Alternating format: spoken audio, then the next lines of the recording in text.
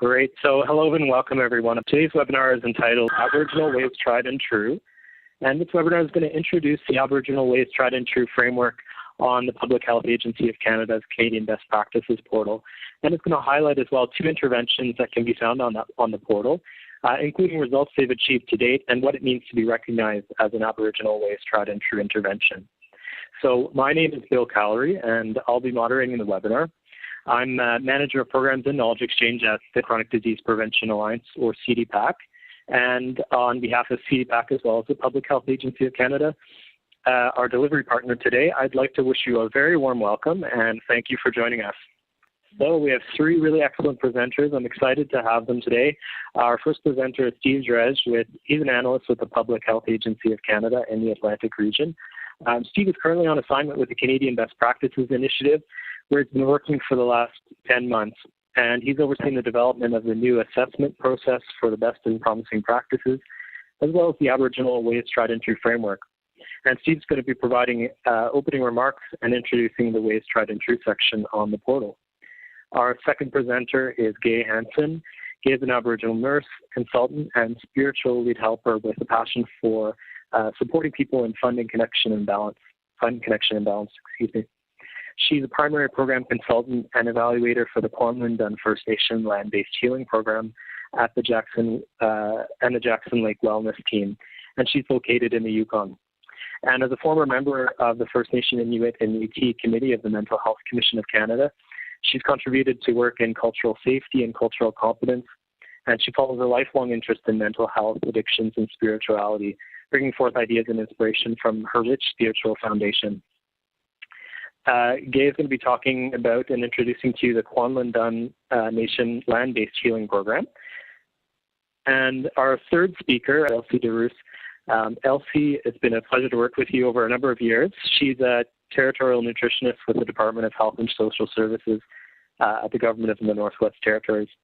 She's lived in the Northwest Territories since 1988. She received her undergraduate degree in dietetics and nutrition in Saskatchewan and a master's in health studies at University of Athabasca. So Elsie's going to be presenting the pan-territorial program called Drop to Pop. She's been working on Drop to Pop for a number of years. And in the interest of time and without further ado, I will pass it over to you, Steve. Hi, Bill. Thank you. Thank you. I appreciate that. On behalf of the Public Health Agency of Canada's Canadian Best Practices Initiative, I'd like to welcome everyone here today to our webinar on one of the Canadian Best Practices Bill's latest developments, and that is the category of Aboriginal Ways Tried and True. First, I'd like to offer regrets from Nina Jetta, who is our manager of the Canadian Best Practices Initiative within the agency. She's really disappointed she couldn't be here today, and she sends her regards to everyone. Today's presentation was coordinated with the help of our partners at CDPAC and Bill here. We've collaborated with them on a few webinars in the past, and we're happy to be partnering with them again today. For those of you who aren't familiar with the Canadian Best Practices portal, it's a website hosted by the Public Health Agency of Canada, which brings together trusted and credible information on chronic disease prevention and health promotion from multiple sources. It was first launched in 2006 and has expanded its content since then. It's a website of resources to help public health practitioners make informed decisions on how to promote health and prevent chronic disease. We've been online since 2006 and are proud of the role we have in increasing knowledge and building public health capacity. The site started out as a resource for information on best practices, but in recent years it's expanded to include resources on disease, public health, general public health topics, risk factors, and policy development. It provides resources to plan programs for promoting health and preventing diseases. It consolidates multiple sources of credible and trusted information into one place, and as such, it offers a one-stop shop for busy health professionals and decision makers. Next slide, please. The section on interventions contains, as you can see along the top there are certain tabs. One of them is called interventions, and this is sort of the bread and butter of the portal because it contains a large number of programs that have proven to have worked in communities across Canada and the world. Recently, the portal expanded to include a new section for public health interventions that have been found to be effective in Aboriginal populations. And that section is called Aboriginal Ways Tried and True. About 18 months ago, we noticed that although we had a lot of interventions on the portal listed as best practices, we had about at the time we had about 300, but we noticed only a small portion of them were Aboriginal, either developed by Aboriginals or geared towards addressing chronic disease in Aboriginal communities. We knew there were lots of excellent programs and activities being developed and implemented by Aboriginals and for Aboriginals, but as it turns out, we weren't really capturing them very well on the portal. And it turns out it was because of the criteria we were using. The criteria that we were using to capture best practices and how we define best practices were very academically based and don't really capture aspects of Aboriginal culture that are inherent to programs aimed at these populations. So we convened an expert working group and a variety of leaders in Aboriginal health to help guide and shape the work of finding a new approach to assessing Aboriginal health intervention. In total, 8 individuals contributed to the development of the Ways Tried and True Aboriginal Methodological Framework for the Canadian Best Practices Initiative. Oh, that's just cabbage. We developed our own holistic model of health, as you can see here on this slide. And as you can see, it does have a strong resemblance to the social determinants of health model, but it also shows the interconnectedness of individuals with their full family structure, including their ancestors, as well as with aspects of their communities and societal factors. So this new framework also includes a scoring rubric consisting of new criteria with which to assess interventions with a cultural context that respects First Nations, Inuit, and Métis traditional approaches to health and wellness. So basically, if an intervention meets these 5 screening criteria there on the left, then we further assess it using 6 assessment criteria on the right. And those assessment criteria are, first of all, they have to be community-based. So we want to share interventions that are community-based because we know from research that projects that have a high level of buy-in are more likely to work and to be adapted to ensure that they work because there's a vested interest in the community. Second of all, we want to share projects that are holistic, ones that respect our understanding that a multitude of factors are at play in reaching a state of health and wellness. Third, we want to share projects that integrate Indigenous cultural knowledge. That is, ones that address and incorporate the values, culture, shared experiences, and principles of the community or group in which they operate. Fourth assessment criteria is community strengths and needs. So we want to identify projects that share and build upon a community's strengths and needs. The fifth criteria is partnership and collaboration. So we want to share projects that are supported within a community or organization, as well as those external to the community, such as federal, provincial, and municipal governments, NGOs, and so forth. And finally, the last criteria is effectiveness. We want to showcase projects that have been proven to work. That is, they have the desired effect, outcome, or impact in terms of both the process and the participants.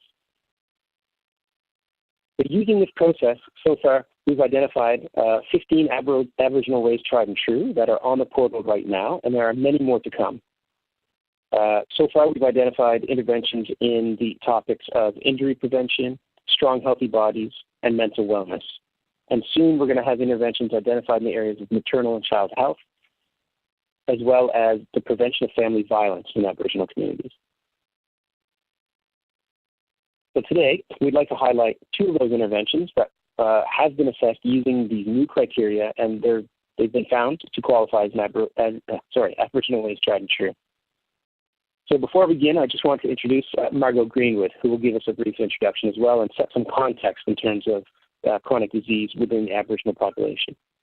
Margot is the academic lead at the National Collaborating Centre for Aboriginal Health and a partner for the CDPAC, Canadian Best Practices Initiative, and the work that we've been doing on the Ways Tried and True project. She's also a professor in both the First Nation Studies and Education program at the University of Northern British Columbia.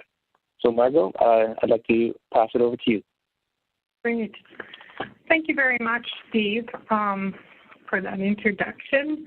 I want to thank you and your team for inviting me and including me, and, inviting me to speak just for I'm going to speak very briefly in just a few minutes because I think the more interesting part is to actually hear about those interventions from the community. So I'm going to try to set us a big umbrella. I think much of what I'm going to say people are already aware of, but it's always good to sort of contextualize and set the framework for the work that we're doing. One of the things that I wanted to share with you, because I know we had some discussion early on I had with your team and with my coworker Donna,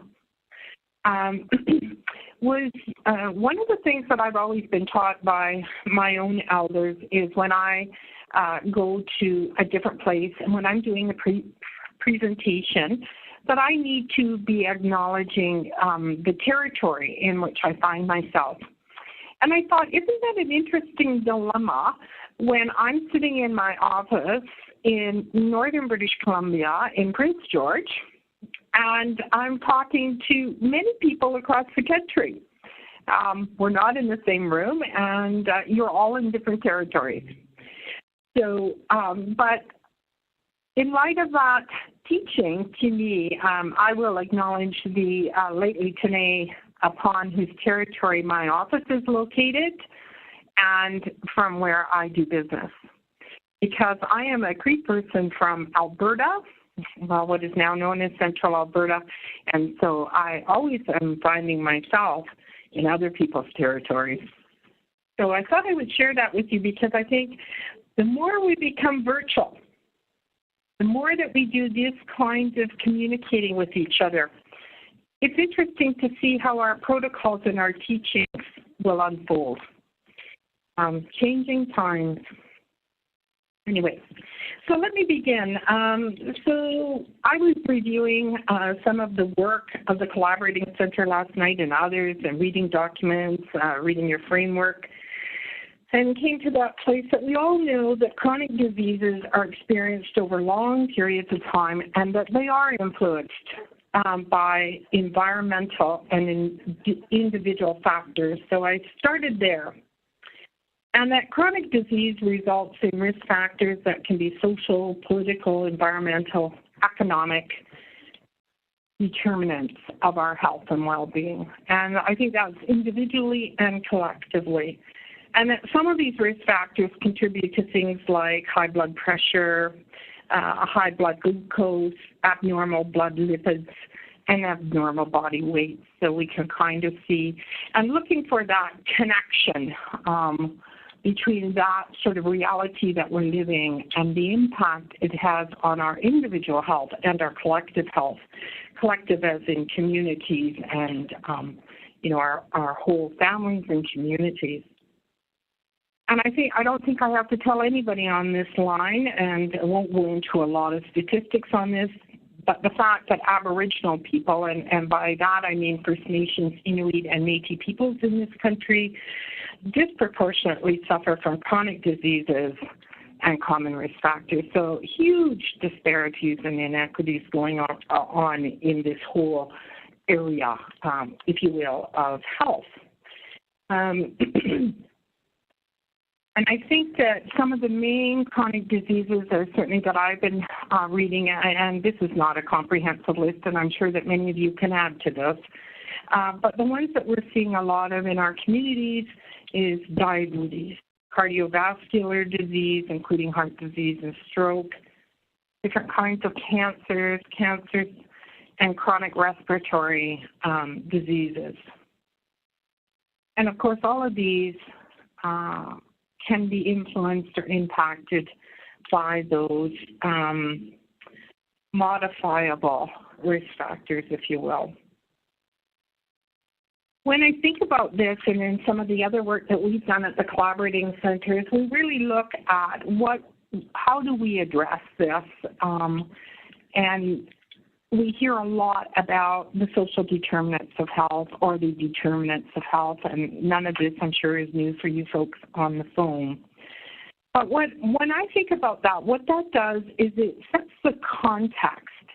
And for Indigenous people, when we think about that context, then we're talking about historical and current. And I don't think we can get away from that it is a reality.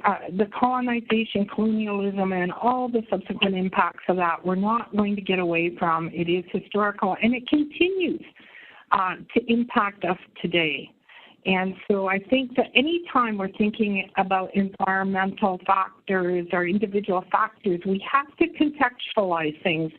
And that's one of the things that excites me about a social determinants of health or determinants of health model, is that it does give you that opportunity to contextualize. And what it also does is to give you the opportunity to understand it and to invoke other sectors into health and well-being, because it isn't just the health sector.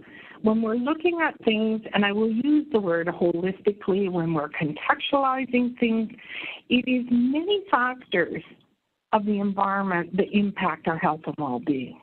And so it isn't just, the onus isn't just on the health sector to address that.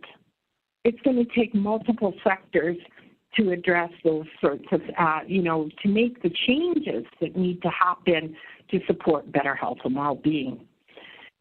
It also lends itself, I think, social determinants models, determinants of health models also lend themselves, as I understand it, to multi-level strategies.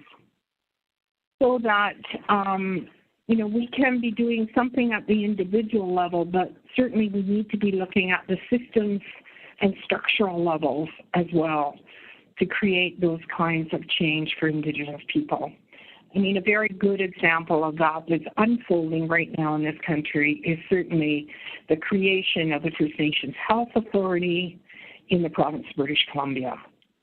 Certainly in that example, you are seeing structural and systemic change, and with the ultimate goal of really impacting and making a difference in individual people's lives and their health and well-being. So I could talk long about that, but I know I only have a short few minutes. So I will just encourage you, though, to find out about that if you're really interested in that multi-level strategies, because for me right now, it's one of the best strategies that I'm seeing currently unfolding, where it really does look at where I see simultaneous activity going on at the individual level, at the systems level, and at the structural level. Because we're talking, as soon as you contextualize for any people, then you are going to be looking at not just individual level, but you're looking at the whole context. And so it requires different strategies, huge partnerships to really make a difference in my mind. So let me just make a couple of comments about interventions. I'm so excited that we have a portal that actually is offering us interventions. And I have to applaud the work that went on in the framework. It is extremely difficult to develop an assessment rubric. I have pondered with these ideas for many, many years, so I'm very excited to see that in writing, and to build on that, because people put a lot of energy and a lot of good thought in that. And so, at least it gives us something to start with. And that's very exciting for me.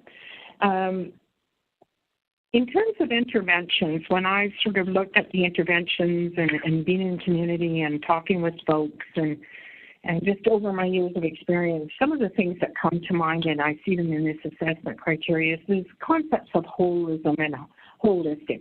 And for me, that's about this whole language about contextualization. So for me, because I'm thinking in the big picture, so what is the individual things we need to do, structural and systemic things, but also to look at these interventions through the life course, because chronic disease just doesn't happen at one point in our lives. It could start and build and build and build.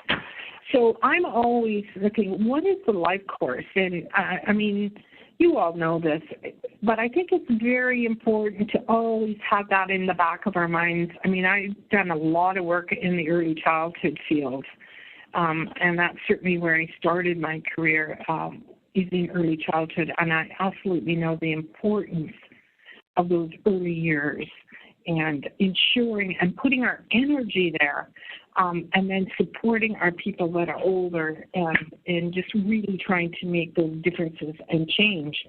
I think engagement, when we're into this kind of work, we are completely, I believe, into partnership with many, many sectors within our own sector, and then across sectors and across disciplines. And one of the most important aspects of that, I think, is the concept of community. Engaging with First Nations, Inuit, and Métis people in their own health and well-being. When we think of the term self-determination means I have control over my own personal well-being. Doesn't necessarily mean self-governance, but I want to have a choice about health care. I want to have a choice about where I take my children to school. Those sorts of things that many of us take for granted, some people don't have. And so when I think about engaging community, we want to engage community in real and meaningful ways right from the onset. And what is their direction and how they want to address their health and well-being? I think that is so, so important. And of course, quality care, drawing on the evidence that we have. I mean, there are many, many sources of knowledge, many sources from which to draw evidence and from which to apply. But all of this is about creating meaningful transformation and change in people's lives. So I think this is a very exciting opportunity through the portal for us to share our information, to share across disciplines and sectors and cultures, to share across our knowledges so that together we can really create something that is going to support people in making that change. And I think, I think we need to support each other. It doesn't matter what culture, what place. If we support each other and have a common goal, and I'm speaking from this place because that's where I was asked to speak from, if we have that common goal of addressing the inequities and disparities that exist for First Nations, Inuit, and Métis people, I think we can do that together. I think there are many opportunities that we haven't even begun to imagine. And when we bring all of that to the same table and we sit together and we share our information and our knowledge, that's when I think we'll all make a difference. Steve, thank you very much for the opportunity, and I wish all of you a great webinar. I can't stay on, I have to go, but again, thank you very much for the opportunity. Rich. Thank you so much, Margot. We really appreciate the time you took to come and speak with us today. I think that was an excellent introduction and provided really great context for the two presentations we're going to hear today. Thank you, Margot. So we're on to slide 10 for those following along on the slides, and I'll pass it along to Gay Hansen now. Hello, everyone, and I acknowledge following Margot's lead, the traditional territory of Kwamandun First Nation and Kwatan Kwachan First Nation, and also the other 12 First Nations here in the Yukon, and all of the nations across the country, as well as all of the cultural backgrounds that each and every one of you come from. That foundation of culture is so important to who we are and what we do. And so I bring apologies from Colleen Geddes, the coordinator of the Jackson Lake Wellness Team. She's on training in Vancouver at the moment, and I have been asked to present in her stead. So this is a very exciting initiative that has a number of historical roots. And the first thing that we'd like to do is just express our gratitude for being selected as one of the best practices identified on the portal, and true. And as I reviewed again the selection rubric, the strength of it really struck me. And certainly in terms of us as a group with this holding this intervention for all those that can be positively impacted locally and across the country.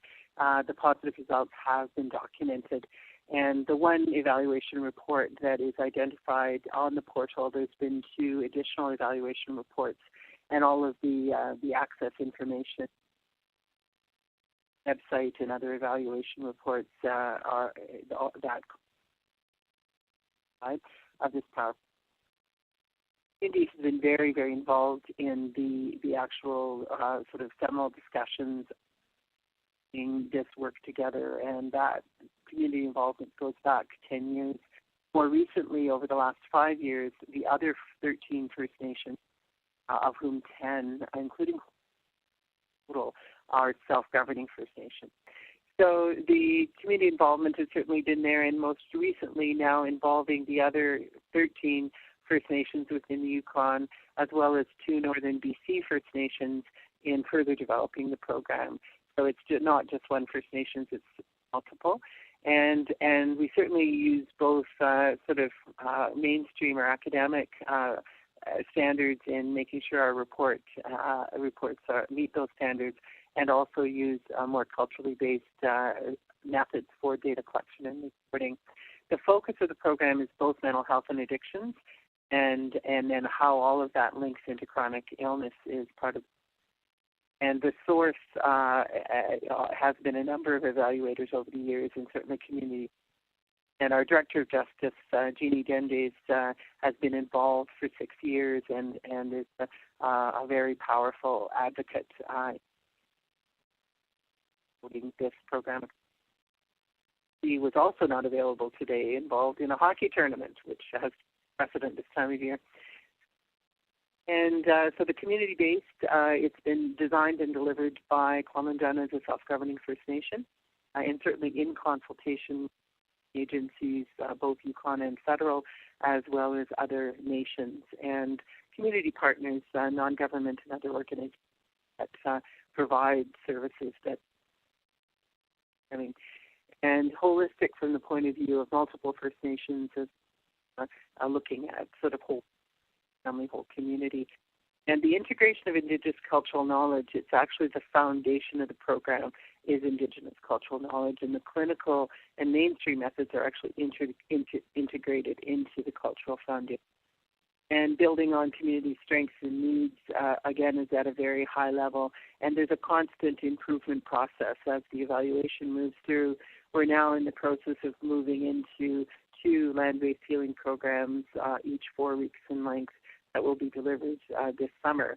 And we're using all of the accumulated knowledge to further improve and modify the program in order to make it.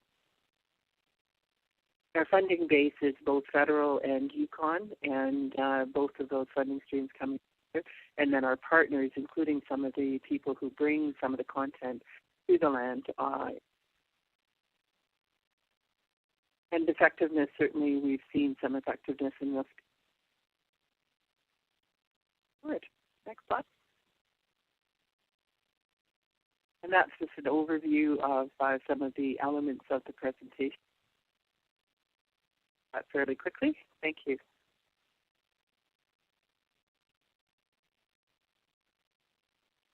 And this is a photo taken at Jackson Lake. What you're seeing in the background is the main gathering cabin, which has a kitchen and a space within the cabin and a beautiful wood stove that keeps it warm in the winter. And this is one of the exercises that we used in the women's program. Okay, so the historical perspective does go back 20 years, and it's a history of short-term and adequately funded programs where not a lot of planning or program development could go into it because we never knew from year to year if anything could be delivered or indeed what could be delivered. The Jackson Lake site, the capacity is 16 participants plus staff, and that site has had waves of development, and we've just heard that we've got new money for more facility development for this summer. And the First Nation, the land-based and cultural approaches have been proven very effective as documented by Kwamandun First Nation, other First Nations in the Yukon and across Canada, and also the work of the Aboriginal Healing Foundation over its lifespan. So this is one of our hunting guides. So part of the program is hunting and fishing, and he was responsible for taking men out. And you can see some of the beautiful Yukon terrain in the background.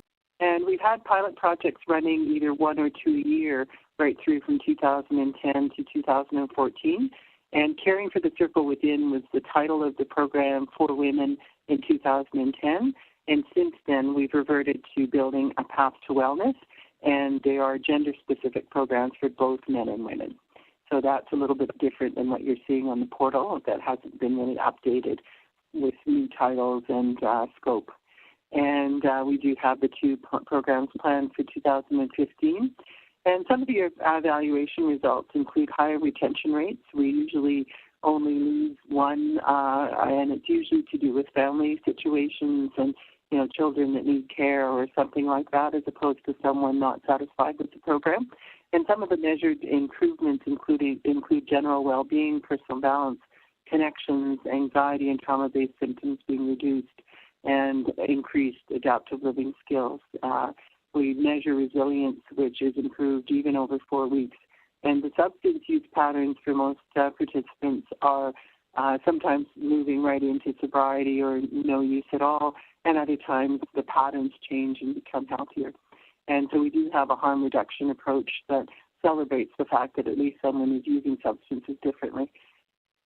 And there's another one of our participants in camouflage that fits the background. So the mission statement is to provide a supportive, land-based, holistic, and compassionate environment based on the integration of traditional and modern knowledge in order to create balance and self-empowerment. And we won't go into each of those elements other than that sort of the compassionate, loving hospitality as expressed by all of the staff, including the cooks and the camp staff and everyone who brings service to the participants when they're on the land is very, very important. And as I was saying, it's cultural foundation with the integration of clinical and other methods. And here's one of the groups. They're a beautiful group of women.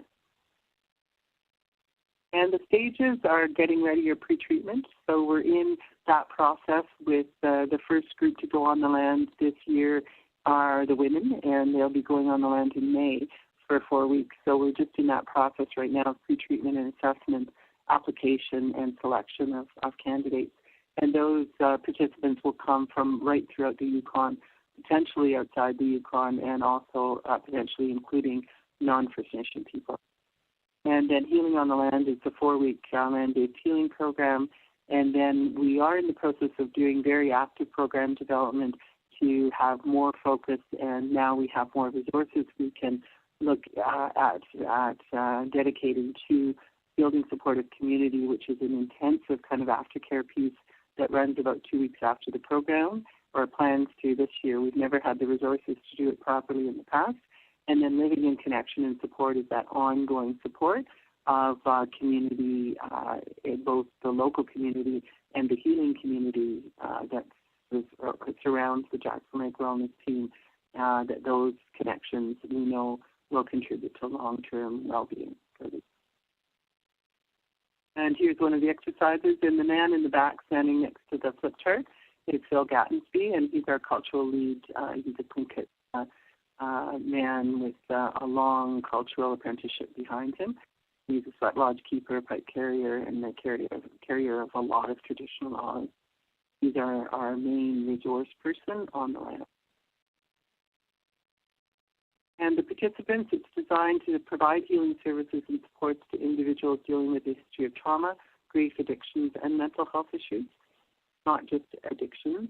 And that may include drugs, alcohol, or behavioral addictions. And mental health issues may include anxiety, depression, sometimes obviously occurring with addictions. We aren't really equipped to take people with active psychotic illness. And the 4 streams that work together in this program are First Nation therapy, and that's cultural teaching, stories, circle work, traditional healing ceremonies. Sweats are part of the program, welcoming families 2 Sundays out of the program to help sort of welcome them and share the experience with them. those are all part of the sort of therapeutic environment that we try and build from the First Nation.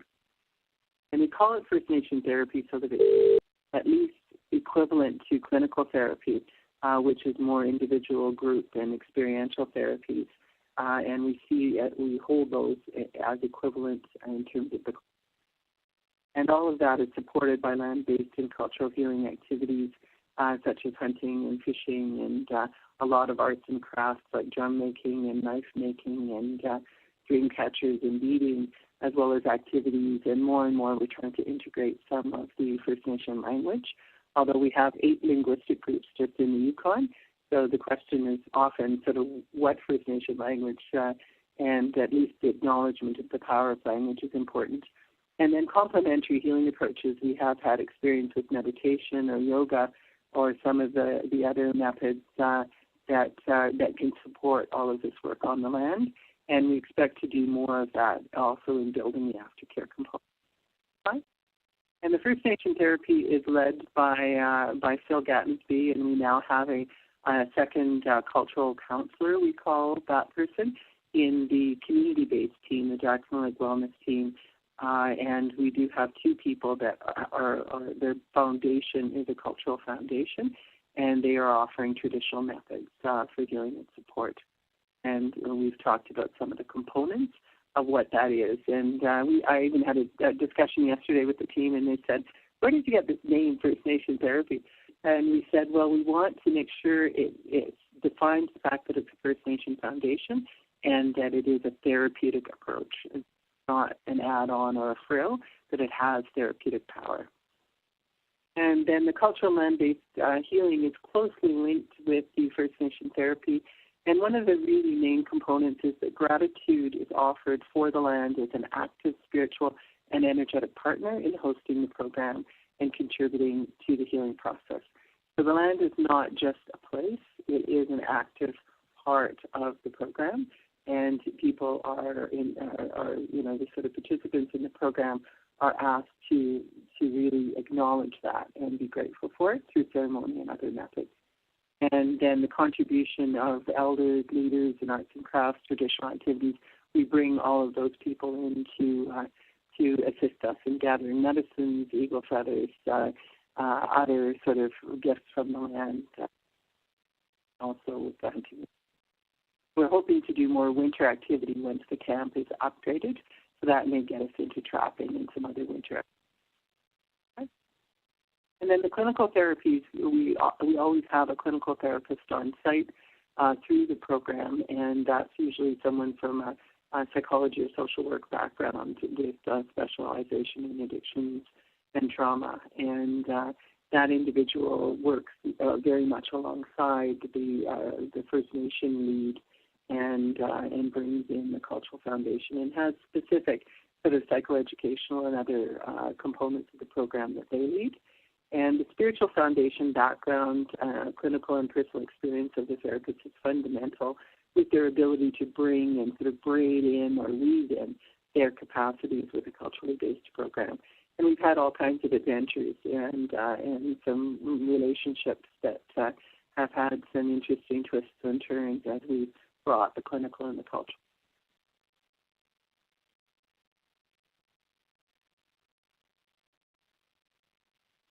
And then the complementary and alternative methods, we are wanting to do more of this work because we believe the philosophical underpinnings of some of the complementary or alternative healing approaches provide a really good sort of set of alternatives and supports that people may want to use as they move into.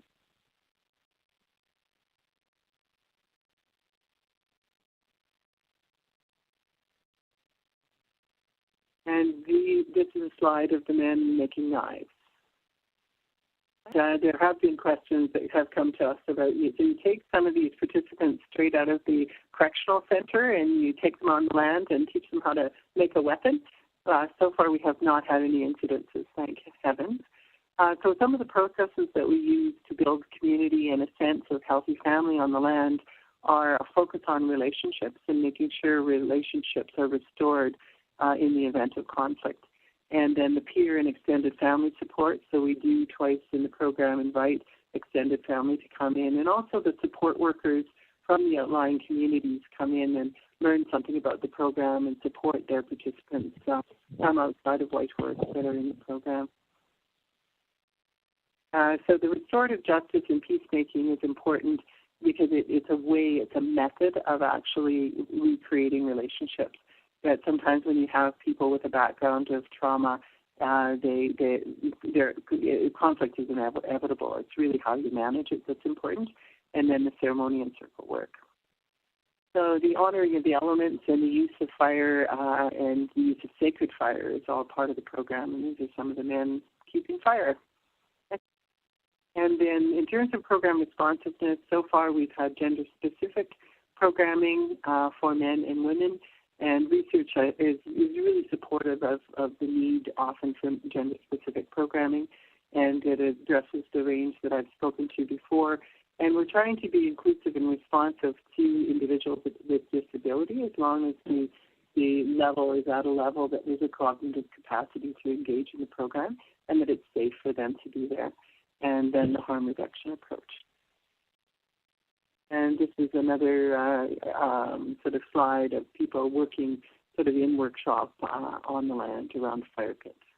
And the recent developments, Jackson Lake Wellness Team has had an opportunity to bring all that has been learned over these years on the land into the community. So we have new federal funding that funds a community-based mental wellness team, which includes a coordinator, a cultural counselor, 2 outreach support workers, and a clinical counselor. The part-time cultural counselor is also the person who's the land-based cultural lead, and that's Phil Gattensby. So we have a very rich team, both serving Kwamandun First Nation as well as doing the program development and outreach into the communities. And so there is both a local and a territory-wide role for the Jackson Lake staff that is community-based. And then they also involve themselves and support the 4-week program, but they aren't the primary staff for the 4-week program. And so part of what's underway now is the development of a prevention program that will support all people doing prevention with First Nation people in the Yukon. That there's some good prevention work done, but most of it is not from First Nation culture. So this will be rolled out to NGOs, governments, as well as. And then we're also going into the run-up to the 2 4-week programs this summer. And then we're really enriching and further building program support for the outreach, the support, and the counseling, both clinical and cultural, that provides kind of an outpatient for people who are either getting ready to go on the land or who will not go on the land and will be attempting to heal without that 4-week intensive program. And that includes some group work and information sessions, workshops, and then also there's aftercare program development. We have actually 5 identified community partners, and they will be the pilot sites for the new aftercare program once we begin rolling that out a little bit later. The next steps are continuing to make relationships and strengthen relationships with all Yukon First Nations, and then also building relationships to find collaborative ways of doing additional program development, not only with Yukon First Nations, but and then we're also developing a community circle of care, which is a case management model that will be used within Kwamandun interdepartmentally, as well as reaching out to other communities as individuals finish up the 4-week program and go home. We want to make sure that they can be supported in our communities, and then continuing capacity development both in terms. And then we do have Movember Foundation money coming in to work with youth, and that's specific to male youth. And we're seeking funding to do work with female youth as well. And that'll be suicide prevention as part of the focus, but also a broader focus on education. The program development's been underway for about 3 years, and we finally have some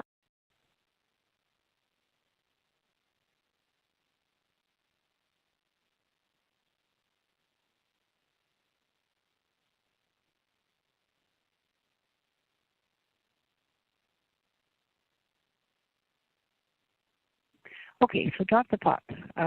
This is, as mentioned, it's one of the initiatives on the portal. It is a bit of maybe a different target group and so on from Gail's presentation. However, this is a school-based initiative to reduce sugary sweetened beverages. Pan-territorial started in Nunavut and then spread across the 3 territories. Okay, so we've been looking at, and Steve presented his framework and the assessment criteria, so I've listed those again. Now, we don't have to spend too much time on these because they're listed throughout the presentation to link some examples of these ways of addressing an intervention and the actual intervention itself. Okay, so let's Stop the Pop. It's an annual school-based health promotion and feeding campaign. Encourages students to reduce sugar-sweetened beverages in a variety of ways. We also include promotion of healthy foods as alternatives to junk food and conventional foods.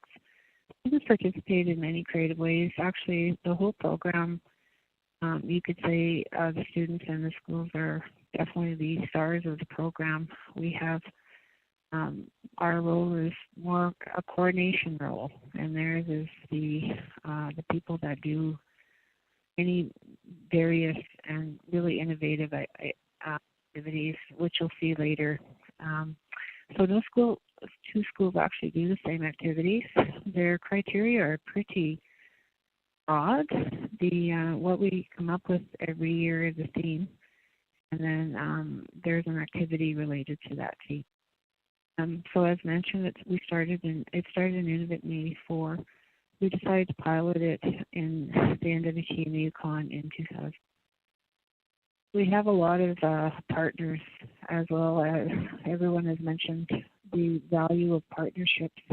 Depending on our theme, we involve other government departments such as energy and natural resources, or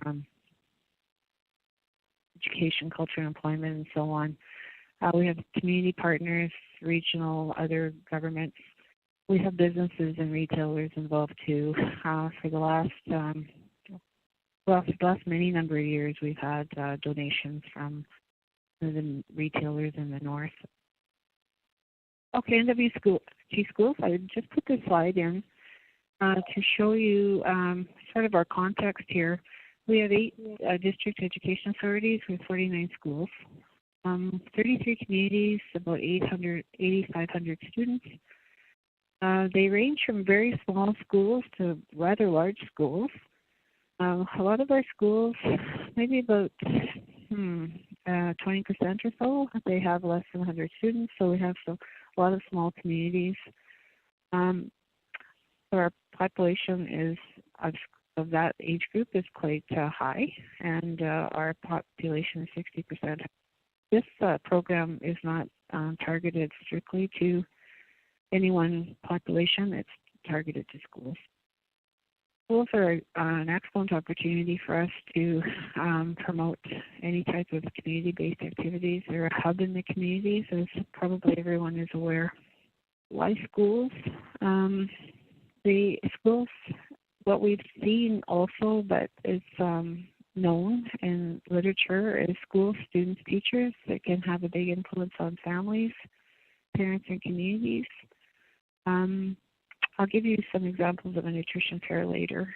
And of course, Margaret was talking about chronic disease, but prevention can start as early as early childhood, but it can be started also at the school level and maintained throughout the school years. She also mentioned chronic diseases, but we have, because of our rates of dental caries and so forth, we're also trying to create partnerships with our dental therapists, our elders, and so on. The schools themselves have linked the Drop the Pop to math classes, science classes, and so on. We also reach a large number of teachers, and I'll mention that in a minute as well. So this is just to show you that we do have some data that all sort of points towards us addressing this type of area. We've used this data to help us with our program and our programming and justification of our programming as well. So we have school health behavior survey and a number of other data sources that are available for us to use to look at the program overall.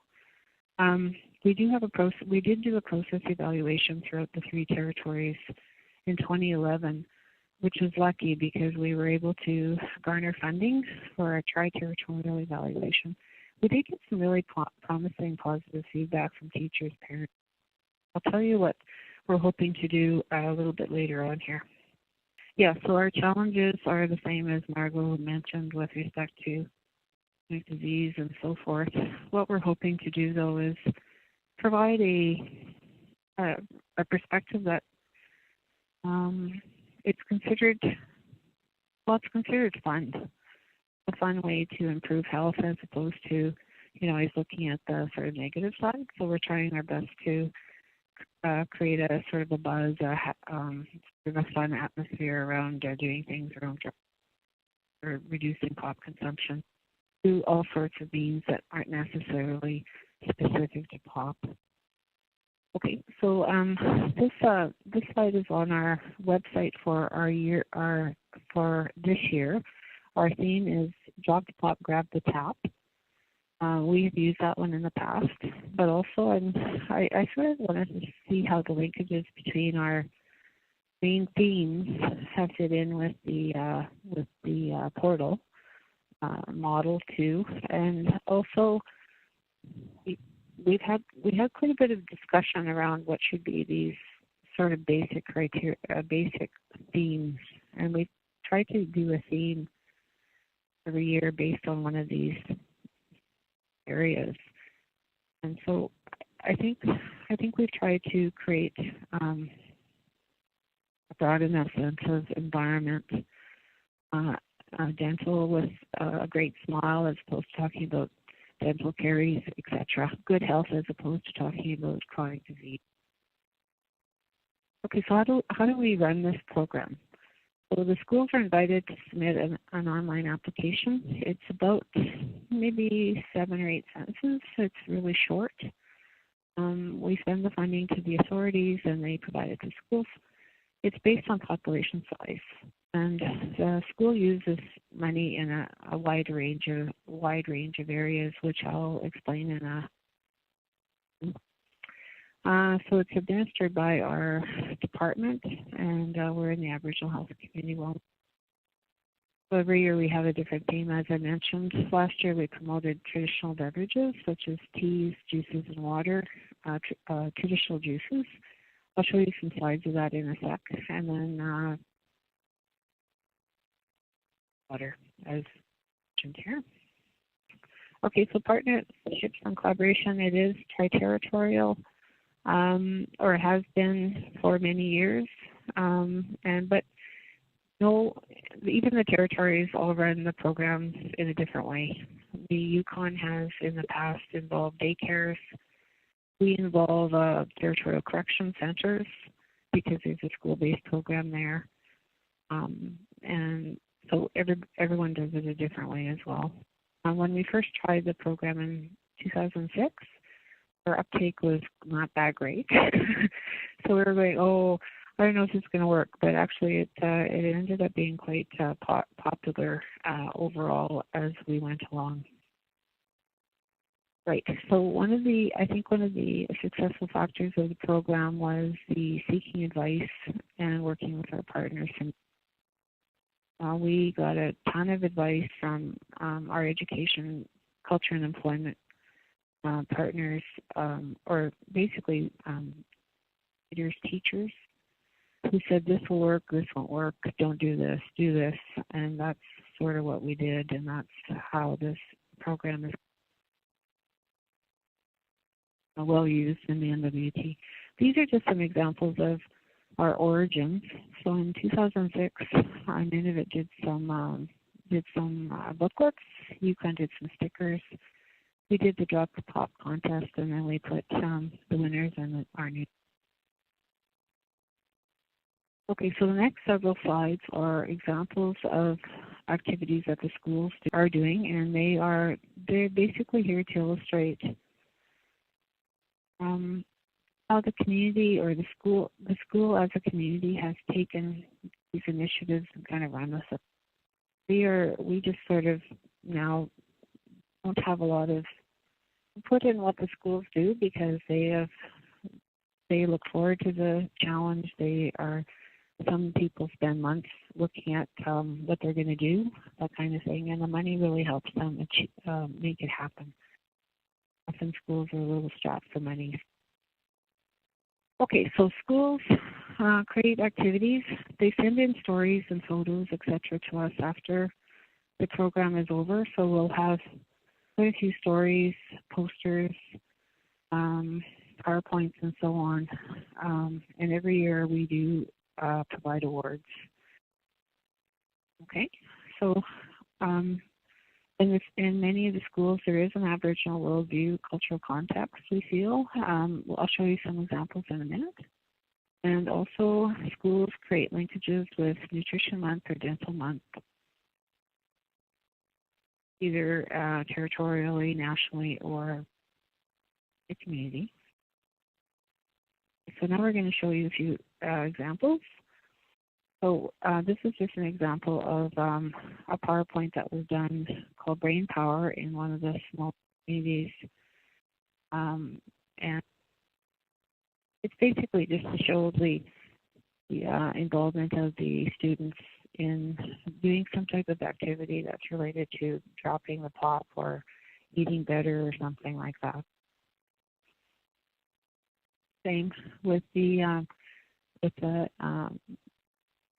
some of the photos here from Fort Simpson, working on some food graphs, kicking the habit.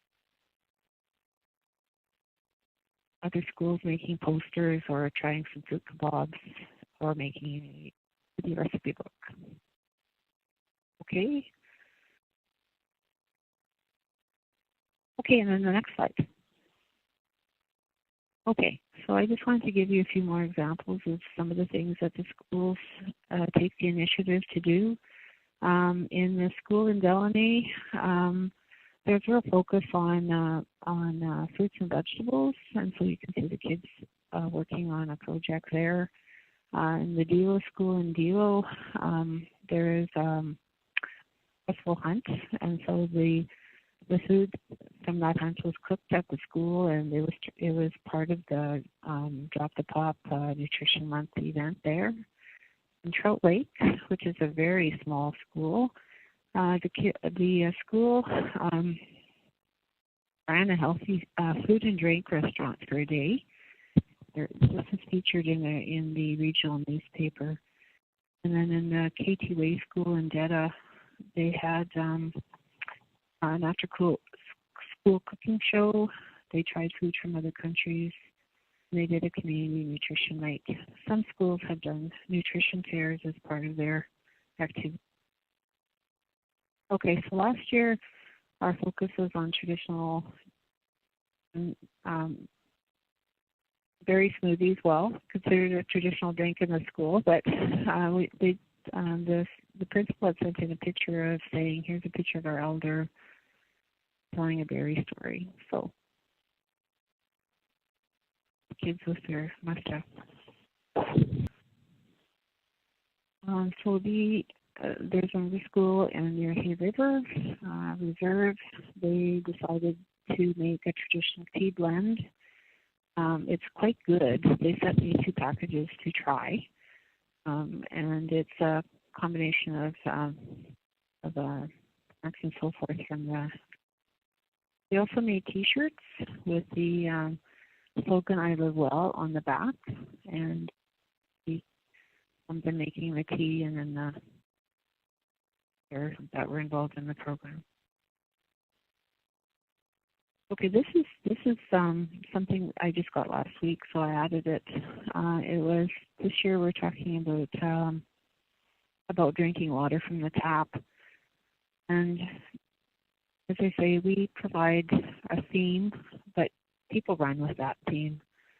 So in the Chief Sunrise, they have done water bottles, so they've translated the wording to slavey. And it just says we kicked off the Drop the Pop with a focus on water and river section, so environmental section. Why we need to protect our water, and they had a house there. They also attended a winter camp to learn about traditional activities. And then Day should go is use the funding to host a traditional food day. And I'm looking forward to the pictures actually. I don't have them yet. Okay, so we also are trying to really increase the awareness about the program, about the issues, and so forth. So we'll often have activities at the Legislative Assembly.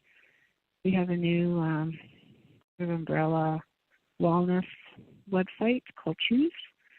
And I just wanted to show you the picture of one of our farmer ministers giving an award to students there. So sustainable, in fact, if you've noticed all these little green words, they coincide with the original assessment criteria. Okay, so on June 1st, 2009, our Legislative Assembly officially dropped the POP, and they ditched disposable water bottles. So you won't find any POP or water bottles at the Assembly. It's a great.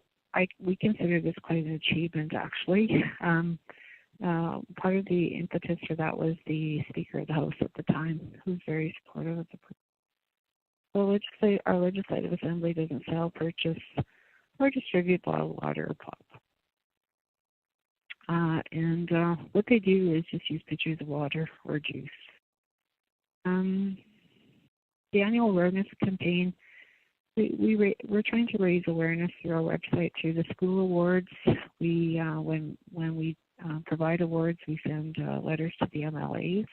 Sometimes we send the checks to the MLAs as well, so they can deliver. We've had quite a bit of media coverage, videos, and so on. And then I mentioned the application, so that is on our website there for anyone to read. So partnerships, and I mentioned already the linkages, so I will go on to the other opportunities or spin-offs from Drop the Pop. As Bill mentioned, we have worked together on some funding with some 6 smart lesson plans, and also looking at sugary sweetened beverages among the younger age group, 2 to 5. We've also started work on recreation audits, looking at what's still there. Some teachers said that the recreation center is so close to the school, and we have pop machines, and it's quite frustrating for her. So we have traditional foods programs that the schools decide to do on their own as they see fit. We also have linkages with gardening. When school has used their Drop the Pop funding for a garden wall, they use the produce in their cafe. We also are looking at some policy work related to sugary beverages. That's the water environment influence that we're hoping to influence. And then we're hoping that we may have the opportunity to look at the school behavior survey data from past and present to see if we've had some changes in consumption, because that's a piece of data we don't have. So schools have dropped the POP. There used to be vending machines in POP in the schools. I'm sorry. Innovative projects. Let's see. And the last thing I'll mention is even the Department of Health and Social Services used to have a POP machine, which is so we are also. It's very rewarding to be acknowledged on the portal as a best practice, and we've hoped we've increased awareness of the program to the extent that other people have adopted for their own use. Okay, so that's everything. Thank you. Wonderful. Thanks very much, Elsie. That was a great presentation. It's nice to see all that work coming forward again. As mentioned, that we've been involved at CDPAC in some of the work that you did in class to help mobilize it even further. So wonderful to see that again. And thanks again to all of our presenters for your great presentations.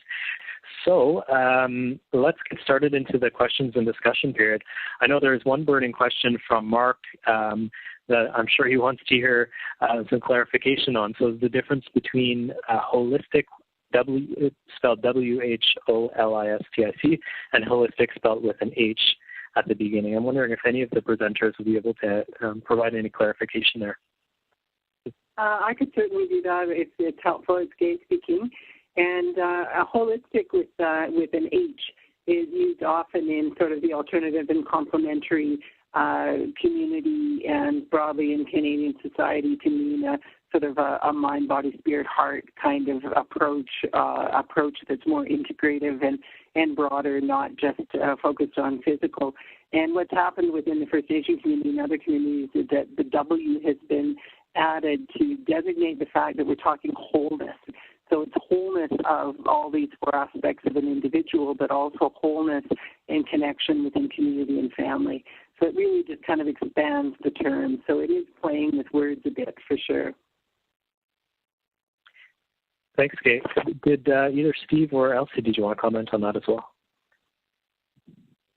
Yeah, I've long used them interchangeably, but there is the different slight connotation. So thanks, Kate. Yeah, I would agree. And I first of all want to thank Gay. I think that was an excellent explanation. It's funny because when I first came on this project, I did the same thing. I questioned the often inter-exchanged use of those two words. I think they are used synonymously. So I did a bit of research and discovered exactly what Gay just said, that the term holistic that begins with just the H is often used to denote things that are related with alternative medicines and things like that. And I agree with the use of the word using the W at the beginning because of the same reason Gay mentioned, that it does refer more directly to a wholeness, and it suits our holistic model of health very well, because our model of health refers to not just the wholeness of a person, but the wholeness of their life and all the factors that go into affecting their life, such as their family, their extended family, their environment, their community, and societal, roles as well. So I think that's why we stuck with the W. Although I can't speak for Nina, it was chosen I think right before I came on board, but I think it was a good decision. Yeah, thanks very much. I agree. I agree with you there. We can add it. We can add it back on. Now, another question coming in for you, Steve, about the Ways Tried and True framework. Is it available to the public? We are currently in the process of publishing the actual framework. It's going through the communications department of the agency right now, and it's in its final stages of approvals and things like that, and all the formatting and and just to touch up to make sure it's visually, it has the look and feel of an agency document. So they're just undergoing some formatting right now. And we were given a publication deadline of mid-April. So that's in about 3 weeks. Because of current government changes to the publishing things on a Government of Canada website, we're not able to make the PDF downloadable from our website. However, you can just contact Nina or send an email to the Canadian Best Practices portal through their website and ask for the publication, and we can send you either a PDF or a hard copy, a paper-based copy. Okay. So I guess if anyone's interested, they can email. I'm using the email on the slide deck here. It's for Nina and Jessa. So any final comments and last thoughts from speakers? It's just Gay speaking. I thank you very much for the invitation to present and also the way in which the portal profiles our program. It really helps with us in our efforts to share what we've learned with other First Nations and other interested parties, as well as giving us the profile we need for accessing funding. So thank you so much. You're very welcome, Gay, and I want to thank you and Elsie for taking time to speak with us today and talk about your projects. I think they're two shining examples of the kind of amazing work that's happening in First Nations communities right now. And without this kind of framework to capture them, they otherwise might go unnoticed by on a scale of this size. So I appreciate the work you're doing, and thank you for sharing your projects with us today. And thank you to you, Bill, for coordinating everything and keeping us on track. I would say the same as the other, as Gay and Steve, and just to thank you very much for your time today. Also, if anyone has any questions, just give us a call or send us an email. Great. Thanks, everyone. I want to say a huge thanks to our presenters today. Excellent presentations, and thanks for everyone who joined in and attended. It's a real pleasure and really exciting for us to actually have a chance to profile this work.